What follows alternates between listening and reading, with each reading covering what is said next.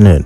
President Tinubu orders restoration of oil production in Ogoni land, confers posthumous award on Ogoni 4. Lawyer Adeoju demands probe of former Rivers administrator's tenure. Federal government unveils independence anniversary theme. On the foreign scene, ex-French President Sarkozy convicted over Libya funds. I'm Ifechukwu Muonyili with the news.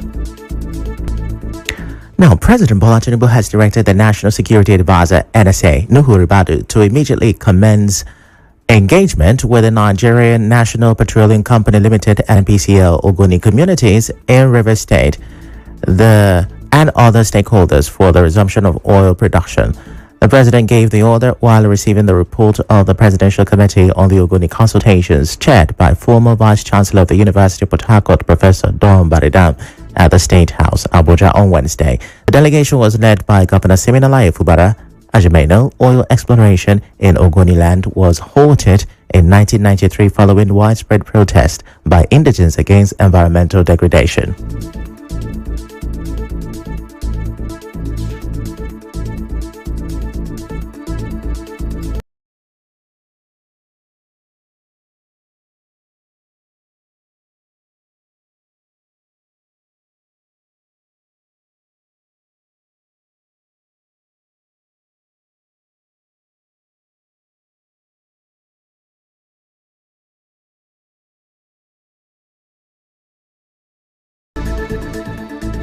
Apologies for that break in transmission. Now, President Bola Tinubu has directed the National Security Advisor, NSA, Nuhu Ribadu, to immediately commence engagement with the Nigerian National Petroleum Company Limited, Ogoni communities in Rivers State and other stakeholders for the resumption of oil production. The president gave the order while receiving the report of the Presidential Committee on the Ogoni consultations, chaired by former Vice Chancellor of the University of Port Harcourt, Professor Don Baridam, at the State House, Abuja, on Wednesday.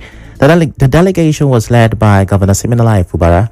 As you may know, oil exploration in Ogoni land was halted in 1993 following widespread protest by indigents against environmental degradation.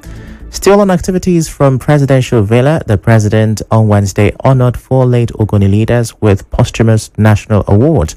They are Edward Kobani, Albert Bade, Samuel Orage, and Theophilus Orage. The president announced this when he received the report of the Ogoni Consultation Committee. President Tinubu says the sacrifices of the Ogoni leaders remain central to the struggle for justice and environmental protection in the area. The ceremony was attended by a delegation from Ogoni led by Rivers State Governor Siminalayi Fubara. In another development,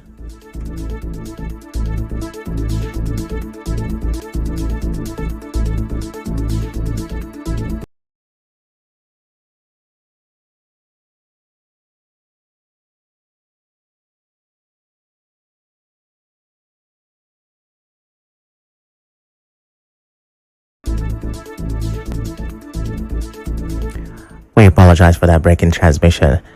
Now, the former sole administrator of River State, retired Vice Admiral Ibokete Ibas, visited the Presidential Villa in Abuja. He arrived around 5:50 p.m., dressed in brown native attire and carrying some files. Shortly after, the Minister of Finance, Wale Edu, and EFCC Chairman Ola Olukoyede were also sighted at the villa. No official reason has been given for his visit, but the visit comes amid calls for him to account for stewardship in River State during the 6 months emergency rule.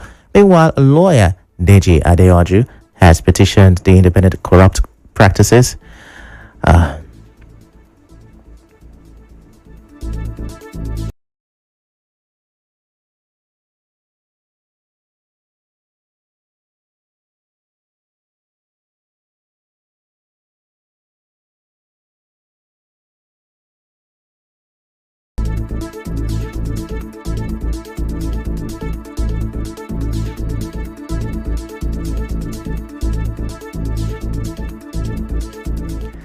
We apologize for that glitch.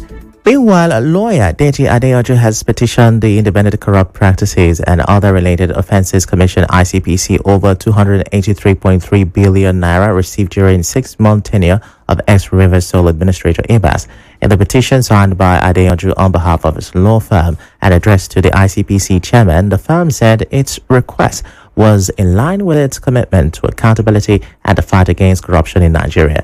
In the petition, Adeoju, who is also an activist, is demanding an urgent investigation into the financial activities of the former sole administrator of River State, retired Vice Admiral Ete Ebas. Now, he accused Ebas of failing to release the mandatory budget performance report for the second quarter of 2025 in violation of transparency requirement. The lawyer also forwarded comments credited to Ebas media aide Hector Ibigowubu, suggesting that the former sole administrator was not answerable to the River State House of Assembly. As we may know, Serap had also demanded that the former sole administrator gave account of money received and spent during his 6 months in office. It comes after the River State House of Assembly already announced plans to investigate the state's spending under his administration. Meanwhile, a chieftain of the All Progressive Congress, Chizi Iyomasili, insists that the investigation of the former sole administrator of River State is not a witch hunt. Not a witch hunt. Probe is to look at the records. If you have served the people for a number of years, they need to look at your record and see what have you done, because that is only going to give the assembly the impetus to look at the supplementary bill they have asked the governor to submit. Of course, supposedly the governor submits the same thing that the civil administrators have done at the show. So they need to look at it from those angles. It's not about witch hunting. It's about looking at the records. And if your record is clean, why are you afraid to be probed? Iyomasili also spoke on the rumored plan by Governor Fubara to defect from the PDP to the APC. We must recognize and respect the fact that the governor has a fundamental right to freedom, and that right also includes freedom to association. So the governor can decide to associate with whomever, whichever party that he deems fit. If the governor had felt that, okay, I want to strengthen the relationship with the center, and the way to strengthen the relationship with the center is to align with the APC, so be it. But then he must tell us the reason why he is doing that. Iyomasili adds that he does not believe such a defection will affect the governor's new relationship with FCT Minister Nyesom Wike. I do not think that the problem that the governor did have with the FCT minister was based on his party affiliation. It was purely based on certain other factors that were not laid to the public glare. But for me, why would it deter them? It mustn't come from the same political fold for you to begin to do, and it's not just going to affect the relationship. I do not think that will affect the relationship of the FCT minister with the governor. I think there are issues where outside party affiliation, outside religion, outside ethnicity. Meanwhile, the Tony Okocha-led faction of the APC in River State has described recent comment by activist Muonyili against President Tinubu as treasonable felony. Okocha wants the federal government to act, noting that spreading false claims to damage reputations is unacceptable. He says while criticism is welcome in a democracy, Nigerians must reject lies and propaganda disguised as activism. Recall that Sowore recently described President Tinubu as a criminal and alleged that Nyesom Wike used public funds to acquire houses in Florida, United States. Now, the paramount ruler of Mayor Lucky Ewo has raised concerns over the oil spill in his community last month. Chief Ewo recalled that a joint investigation visit confirmed the spill was caused by corrosion at an oil wellhead. But he told correspondent to Ibiruwari that nothing has been done despite meetings with NNPCL in Abuja. NPC and NEPL, we have held several meetings after the JFB test confirmed corrosion, with all the investigation teams confirmed that it is corrosion, it is their own equipment failure. Since then, we have been holding meetings, they have been calling us in several, nothing they promised, none of the agreement, even the relief material, they have not come with it as they promised. He warned that the impact is still being felt and urged President Tinubu and Governor Fubara to compel the company to begin remediation. Gas have taken over the whole community. Right from then till now, the leakages, the oil spill is still continuing. Gas still leaking. The whole air have been polluted. My people cannot go to farm closer to that place. They cannot fish again. Access of doing anything for that side as they normally to fish. No way. I've been calling deceiving us, trying to call classes in the community, using the wrong people, trying to demonstrate with the wrong people, deceiving them. Amid yesterday's heavy downpour, road users experienced heavy traffic along the NTA and World access and deep potholes. They chatted with our correspondent Andy. Some of them shared how the deplorable road condition coupled with the cloud situation negatively impacted their movement. They appealed streamline to fix the road and address the constant flash situation in the area.